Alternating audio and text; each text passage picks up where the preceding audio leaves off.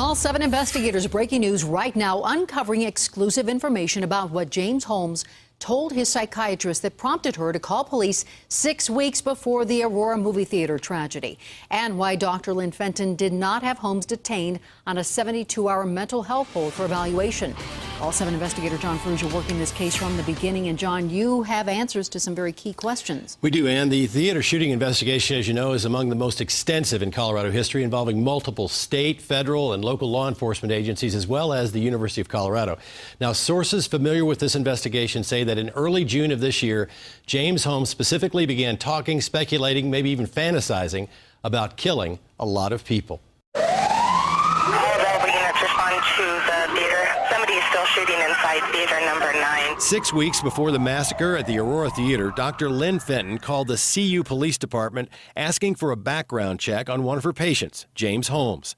The date was June 11th, and it was among a series of calls to various campus staff that day who were part of the university's threat assessment team, also known as the Beta Team. Sources now tell me that Dr. Fenton told the CU police officer, a contact for the Beta Team, that she was concerned because James Holmes, who was a mental health patient, had been talking about killing a lot of people. Fenton was so concerned about the threat that she broke her doctor-patient confidentiality, giving the officer Holmes' name so the officer could run a criminal background check. Holmes had no criminal background or any history of violence. Sources confirmed that this was one of at least 2 calls Dr. Fenton made to the CU police officer about Holmes on June 11th, as she worried about the threat Holmes may pose.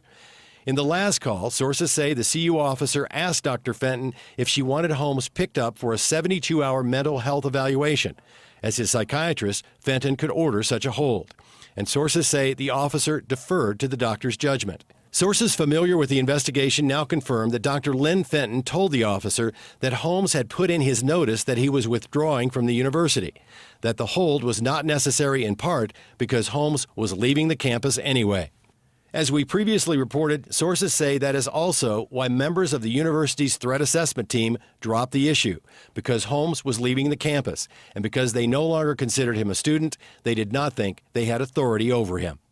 Now, the obvious question here is this: if Holmes had not given notice that he was leaving the campus, would Dr. Lynn Fenton had him detained? Sources familiar with the investigation confirm that the female campus officer kept notes of this conversation with the psychiatrist, and she notified her police supervisor, but no official report was filed. Because there was no crime involved and Dr. Lynn Fenton declined the 72-hour mental health hold, the police had no legal reason to detain Holmes. What is also now clear is why Dr. Lynn Fenton felt she had to take serious steps of breaking confidentiality. That's potentially a federal crime. Well, she was obviously concerned that his discussion of killing a lot of people could constitute a very deadly threat and possibly put a lot of people on that campus in danger. But again, she declined to do the 72-hour hold. He left school. It is chilling to hear all those new details, John. Thank you very much.